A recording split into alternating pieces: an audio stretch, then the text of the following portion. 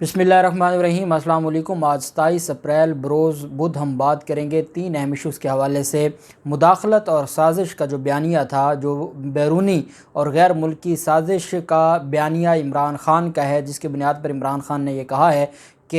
ये इम्पोर्टेड हुकूमत लाई गई है और इसके पीछे कोई और है। उस बयानिए में ज्वाइन कर लिया है एतज़ाज़ एहसन ने इमरान ख़ान को, और बड़ी दबंग स्टेटमेंट उनकी तरफ से आई है। उसकी तफसील मैं आपके साथ शेयर करूँगा। साथ हम बात करेंगे अहम इत्तेहादी ने सऊदी अरब जाने का, और ये जो उम्रा पैकेज था, सरकारी ख़र्चे पे उम्रा पैकेज को मुस्तरद कर दिया है। और मैं समझता हूँ कि उनका मुस्तरद करना या ये कहना कि हम सरकारी ख़र्चों पर उम्रे नहीं करते, ये एक तमाचा है। पूरी की पूरी जो एक गैंग जा रहा है सरकारी ख़र्च पर, उम्रे पर, उसकी तफसील भी मैं आपके साथ शेयर करूँगा। और साथ हम बात करेंगे कि पाकिस्तान तहरीक इंसाफ ने जो इलेक्शन कमीशन के हवाले से चीज़ों को कौम के सामने रखा था, इलेक्शन कमीशन अब अपनी असल हकीकत की तरफ आता जा रहा है और अपना असल जो एजेंडा है वो बताता जा रहा है। और अब इलेक्शन कमीशन की तरफ से ये कहा गया है कि मई 2023 से पहले इलेक्शन मुमकिन नहीं है। क्यों नहीं मुमकिन? और साथ पाकिस्तान तहरीक इंसाफ के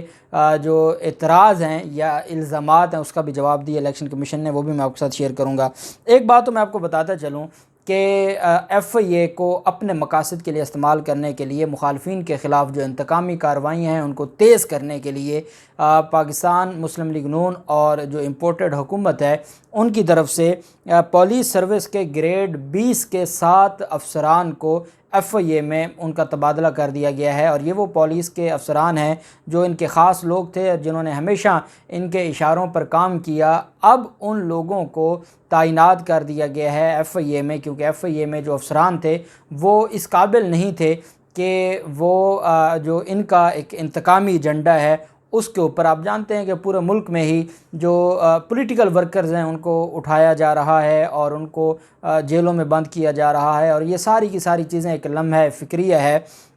मैं आपको एक चीज़ बताऊंगा आगे इलेक्शन कमीशन की तरफ से जो जवाब दिया गया है, और इलेक्शन कमीशन ये कह रहा है कि हमने जो नहली के मुनहरफ अरकान थे उनके ख़िलाफ़ जो नहली रेफरेंस थे उसमें हमने डिले क्यों किया, उसकी बात मैं अभी आपको बताता हूँ। FIA ने एक तो ये काम किया, FIA में 7 अफसरान को, जो पुलिस के आला अफसरान थे, उनको उनका तबादला किया है। दूसरी तरफ साबिक DG FIA के ख़िलाफ़ बशीर मेमन के ख़िलाफ़ इंक्वायरीज़ थी। बशीर मेमन ने पहले सिंध हाई कोर्ट से हिफाजती ज़मानत ली थी, फिर लाहौर हाई कोर्ट गए, फिर उनकी अबूरी ज़मानत पेंडिंग थी सेशन अदालत में, और इतने में रजीम चेंज होता है, इम्पोर्टेड हुकूमत आती है और FIA को टारगेट दे दिया जाता है। जैसे ECL से थोक में नाम निकाला, इसी तरह से FIA को भी कह दिया गया कि आप इन सारे के सारे लोगों के ख़िलाफ़ कार्रवाइयाँ ख़त्म करें। अब ये जो FIA ने काम किया है कि आज ये गए हैं, कल जो 26 अप्रैल को अदालत में पेश हुए FIA के वकला, और FIA ने अदालत में बयान दे दिया है कि बशीर मेमन के ख़िलाफ़ कोई केस नहीं है, सारी की सारी इंक्वायरीज़ हम बंद करते हैं। ये आप अंदाज़ा लगाएं। और शहबाज शरीफ की होने वाली समात, जो FIA में जो खसूसी अदालत में अहम समात है, जिसमें फ़र्द जुर्म आयद होना है, और जिस पर फ़र्द जुर्म आयद होना है वो सरकारी ख़र्चे पर बैरून मुल्क जा रहे हैं, तो और वो तो इस्लामाबाद में मसरूफ़ हैं और वो तो नहीं अदालतों में पेश होंगे या वो फ़र्द जुर्म की कार्रवाई नहीं होने देंगे। ख़तरा ये है कि FIA ने जैसे बशीर मेमन की इंक्वायरी वापस ले ली है, कहीं FIA शहबाज शरीफ के ख़िलाफ़ भी केस ही ना वापस ले ले। अब कॉग्निजेंस, चलान जमा हो गया और कॉग्निजेंस ले लिए अदालत ने। चलान जमा होने से पहले तो जो इन्वेस्टिगेशन अथॉरिटी है उसके पास होता है अख्तियार कि वो किसको FIR में शामिल करे, किसको गुनहगार लिखे, किसको बेगुनाह लिखे। जब चलान जमा हो गया तो चलान जमा होने के बाद कॉग्निजेंस ले लेती है अदालत, और जब अदालत ने कॉग्निजेंस ले ली है तो उसके बाद FIA के लिए केस वापस लेना आसान नहीं है। लेकिन हमारा मुल्क है, कुछ भी हो सकता है। जैसे हमारी अदालतें जिस तरीके से धड़ाधड़ इंसाफ बांट रही हैं, अगर यही मामला चलता रहा तो ये भी हो सकता है कि इनके ख़िलाफ़ भी केस वापस हो जाए। दूसरी तरफ आज कहा गया है और ये बात की गई है इलेक्शन कमीशन की तरफ से कि हमारे ऊपर जो एतराज़ किया जा रहा है, हमारे पास जो पाकिस्तान तहरीक इंसाफ के मुनहरफ अरकान हैं उनके हवाले से जो रेफरेंस आए थे वो रेफरेंस हमारे पास है, और हमने 28 अप्रैल को बुला लिया है उनको। उन्होंने कहा कि हमारे पास 30 दिन का टाइम होता है। 14 अप्रैल को हमारे पास रेफरेंस आता है और 28 अप्रैल को हमने उनको बुला लिया। اور کیونکہ ہمارے پاس 30 دن کا ٹائم ہے۔ اب اگر 30 دن کا ٹائم ہے تو آپ نے 15 دن پہلے صرف نوٹس میں گزار لی اور 15 دن آگے آپ نے پورے 30 دن پورے کرنے ہیں۔ یہی بات آج chief justice Lahore high court Amir Bhatti صاحب کل حمزہ شہباز کی سماعت میں بار بار یہ کہتے رہے کہ اگر صدر کے پاس 15 دن ہیں اور ابھی 3 دن گزرے ہیں، اور ایڈوکیٹ جنرل پنجاب یہ کہہ رہے تھے کہ ابھی 3 دن ہوئے ہیں، ان کے پاس 15 دن ہیں، وہ آپ کا آرڈر عمل درآمد کریں گے، تو عدالت کہتی ہے کہ اب 15 دن اگر ہیں، آئین میں لکھا ہوا ہے، تو کیا اس کا انتظار کرتے رہیں گے صدر پاکستان؟ یہاں الیکشن کمیشن خود انتظار کر رہا ہے اور وہ کہہ رہا ہے کہ 30 دن ہیں، ابھی تو 15 دن ہوئے ہیں، 15 دن میں ہم نے اتنی تھوڑی شفقت کی ہے کہ ایک نوٹس جاری کر دیا ہے، اب اگلے 15 دن میں ہم فیصلہ کریں گے۔ تو یہاں نہ عدالتیں بولتی ہیں، نہ یہاں پر کوئی سو موٹو لیا جاتا ہے، نہ کوئی از خود نوٹس ہوتا ہے، کھلواڑ کیا جا رہا ہے آئین کا اور قانون کا، اور یہ سارے کے سارے ادارے فیسیلیٹیٹر بنے ہوئے ہیں، سہولت کار بنے ہوئے ہیں۔ دوسری طرف جو ان کی طرف سے یہ بھی کہا گیا ہے کہ ہم جو الیکشن ہے، الیکشن کمیشن کی طرف سے یہ اسٹیٹمنٹ دی گئی ہے کہ اگر الیکشن کمیشن نے دیا ہے کہ اگر نئی مردم شماری کی جاتی ہے تو اگلے عام انتخابات مئی 2023 سے پہلے ممکن نہیں ہیں۔ ابھی نئی مردم شماری ہوگی تو نئی حلقہ بندیاں ہوں گی۔ انہوں نے پرانی مردم شماری جس پر آلریڈی حلقہ بندیاں ہو چکی ہیں، نئی حلقہ بندیاں شروع کر دی ہیں، جو کہ سپریم کورٹ آف پاکستان میں اپیل منظور ہوئی ہے رجسٹرار آفس کے آبجیکشنز کے خلاف۔ اب یہ کہہ رہے ہیں کہ اگر یہ حکومت نئی مردم شماری شروع کروا دے یا نئی مردم شماری کا رزلٹ آ جائے تو اس کے بعد ہمیں الیکشن مئی 2023 سے پہلے ہمارے لیے ممکن نہیں ہوگا۔ ساتھ انہوں نے یہ کہا کہ ہم پاکستان تحریک انصاف کا ہمارے اوپر جو الزامات ہیں وہ سارے کے سارے جھوٹے ہیں، ہم دودھ کے دھلے ہوئے ہیں، ہم نے کوئی غلط کام نہیں کیا اور ہم سب آئین اور قانون کے مطابق کر رہے ہیں۔ دوسری طرف جو معاملہ آ جاتا ہے اے این پی کی طرف سے، شہباز شریف کے ساتھ سرکاری خرچ پر عمرے پر جانے سے اے این پی نے معذرت کر لی ہے، اور اے این پی کے اسپوک پرسن کی طرف سے جو ایک ٹویٹ کیا گیا ہے اور جو امپورٹڈ حکومت ہے ان کو آگاہ کیا گیا۔ آپ جانتے ہیں کہ ابھی تک جو ان کے معاملات ہیں،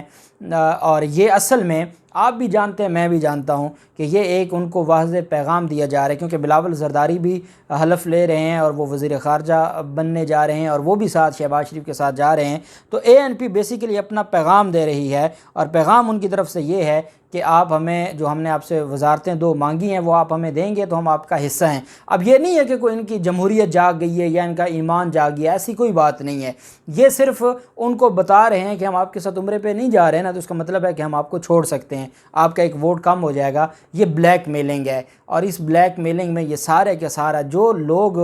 غیر ملکی سازش کے تحت حکومت گرانے میں ساتھ دے سکتے ہیں، وہ ان کو کیا لگا سرکاری خرچ پہ عمرے پہ جانا یا نہیں جانا۔ اب ان کی طرف سے امیر حیدر ہوتی کی طرف سے یہ کہا گیا ہے کہ عوامی نیشنل پارٹی نے وزیر اعظم کے ساتھ سرکاری عمرے پر جانے سے معذرت کر لی ہے۔ وزیر اعظم کے مشکور ہیں کہ انہوں نے عمرہ کی ادائیگی کی دعوت دی۔ وزیر اعظم کی جانب سے قومی یکجہتی کے طور پر دورہ سعودی عرب کو، قومی یکجہتی دورہ سعودی عرب میں ہوگی، قومی یکجہتی کے طور پر دورہ سعودی عرب کو قدر کی نگاہ سے دیکھتے ہیں، سرکاری سطح پر عمرہ کی ادائیگی ہماری روایات میں نہیں ہے۔ یہ کہنا ہے ان کا کہ امیر حیدر ہوتی کا، اور یہ بیسیکلی واضح پیغام ہے کہ وہ ان سارے معاملات میں کہاں کھڑے ہیں اور ان کا آگے مستقبل کیا ہے، اور وہ کتنا ٹف ٹائم دے سکتے ہیں اس حکومت کو۔ دوسری طرف اعتزاز احسن صاحب نے کاشف عباسی کے پروگرام میں گفتگو کرتے ہوئے یہ کہا ہے، ایک تو عمران خان کے حوالے سے انہوں نے کہا ہے کہ ہمیں یہ ماننا ہوگا کہ اس وقت عمران خان پہلے سے بہت زیادہ مضبوط طاقت بن کر سامنے آیا ہے۔ دوسرا ان کی طرف سے جو کہا گیا ہے، جب ان سے سوال کیا گیا کہ عمران خان کی مقبولیت ان دنوں میں جو ان دونوں جماعتوں کو ایک دوسرے کے ساتھ جوڑے رکھے گی، تو اعتزاز احسن نے کہا کہ ہمیں یہ تو ماننا پڑے گا کہ عمران خان اس وقت ایک مضبوط سیاسی طاقت بن کر سامنے آئے ہیں۔ انہوں نے کہا کہ 2 لوگوں کے درمیان جب کسی معاملے پر منصوبہ بندی ہوتی ہے، اب یہ مداخلت اور سازش کا جو میں آپ کو کہہ رہا ہوں کہ انہوں نے عمران خان کے بیانیے میں ان کو جوائن کیا ہے، انہوں نے کہا کہ جب ان سے سوال پوچھا گیا کہ یہ سازش نہیں ہوئی، مداخلت ہوئی ہے، کیونکہ قومی سلامتی کمیٹی مداخلت پر تو مان گئی کہ مداخلت ہوئی ہے اور اس کو انہوں نے کنڈیم بھی کیا ہے۔ اب جب یہ ہے کہ اگر مداخلت ہوئی ہے تو سازش نہیں ہوئی، اس پر جب سوال پوچھا تو اعتزاز احسن صاحب نے بڑا دلچسپ اور خوبصورت جواب دیا۔ انہوں نے کہا کہ 2 لوگوں کے درمیان جب کسی معاملے پر منصوبہ بندی ہوتی ہے تو یہ ایک سازش ہوتی ہے، اور اس منصوبہ بندی پر عمل درآمد اگر ہو جائے تو اسے مداخلت کہا جاتا ہے۔ اگر کوئی کہے کہ مداخلت ہوئی ہے تو لازمی بات ہے کہ اس سے پہلے سازش تیار کی گئی ہے، اگر سازش کے بعد مداخلت نہیں ہوئی تو سازش کی بھی کوئی اہمیت نہیں رہتی، بات ہی ختم ہو گئی۔ اعتزاز احسن صاحب جن کا قد کاٹ ہے اور جو ایک علمی اور قانونی لحاظ سے ان کو پوری قوم ان کو مانتی ہے، جو بات ہم پہلے دن سے کہہ رہے تھے کہ اللہ کے بندو مداخلت بعد میں ہوتی ہے، پہلے سازش ہوتی ہے، کوئی سازش کرتا ہے تو اس کو ایگزیکیوٹ کرتے ہوئے وہ مداخلت کرتا ہے۔ آپ کہتے ہیں کہ مداخلت ہوئی ہے، سازش کو نہیں ہوئی، اور اس پر ہمارے جو بڑے بڑے مفکرین ہیں وہ بیٹھ کر میڈیا کے سامنے انہوں نے تقریریں کی اور کہا ہے کہ ہاں مداخلت ہوئی ہے، سازش نہیں ہوئی۔ اعتزاز احسن صاحب نے، میں آپ کو یہ دوبارہ جملے پڑھ کے سناؤں گا، یہ بہت خوبصورت جملے ہیں اور یہ عمران خان کے بیانیے کا کرکس ہے۔ کہتے ہیں کہ جب دو لوگوں کے درمیان کسی معاملے پر منصوبہ بندی ہوتی ہے تو یہ ایک سازش ہوتی ہے، اور اس منصوبہ بندی پر عمل درآمد اگر ہو جائے تو اسے مداخلت کہا جاتا ہے۔ اگر کوئی کہے کہ مداخلت ہوئی ہے تو لازمی بات ہے کہ اس سے قبل سازش بھی تیار کی گئی ہے۔ اگر سازش کے بغیر مداخلت نہیں ہوئی تو سازش کی بھی کوئی اہمیت نہیں رہتی۔ اگر صرف سازش ہی تھی اور مداخلت نہیں ہوئی تو اس کا مطلب ہے کہ اس کی پھر کوئی فائدہ نہ ہوا اور اس کی کوئی سمجھ نہیں آتی۔ تو یہ عمران خان کے حوالے سے جو ان کا بیانیہ ہے وہ بڑا کلیئر ہے، اور وہ اس بات کو تسلیم کرتے ہیں کہ اگر سازش ہوئی ہے، جو کہ قومی سلامتی کمیٹی میں سارے بڑوں نے اس کو تسلیم کیا ہے، تو ان کا کہنا ہے کہ مداخلت بعد میں ہوتی ہے اور سازش پہلے ہوتی ہے۔ اس وجہ سے نہ صرف وہ بلاول زرداری کو، باقی شہباز شریف اور سارے جو لوگ ہیں ان کو بھی وہ یہ آئینہ دکھا رہے ہیں کہ اگر مداخلت مانتے ہو تو سازش پہلے ہوئی ہے، اور عمران خان کا جو بیانیہ تھا، عمران خان واز رائٹ اس معاملے پر۔ اب دیکھتے ہیں کہ جو یہ ساری چیزیں ہیں، آج بڑے اہم کیسز ہیں۔ حمزہ شہباز کا فیصلہ آنا ہے، مریم نواز کا فیصلہ آنا ہے، حمزہ شہباز اور شہباز شریف اور منی لانڈرنگ کا جو فرد جرم عائد ہونی ہے، بڑی اہم آج کا دن ہے، اور ہم دعا کرتے ہیں کہ اللہ پاک ہمارے نظام کو بہتر کرے، اور جس میں غریب اور امیر کے لیے ہمیشہ ایک طرح کا انصاف ہو۔ امیر کے لیے، طاقتور کے لیے ایک دن میں 3 بینچ نہ بنے، اور غریب، ابھی آپ دیکھ لیں جو عید ہے، عید سے پہلے جو چھوٹی چھوٹی سزاؤں والے لوگ تھے ان بیچاروں نے اپنی ضمانتیں دائر کی ہیں، اور ان کی ضمانتیں ہونے والی ہیں، لیکن عدالتوں میں اتنا رش ہے کہ ان کی باری نہیں آتی، اور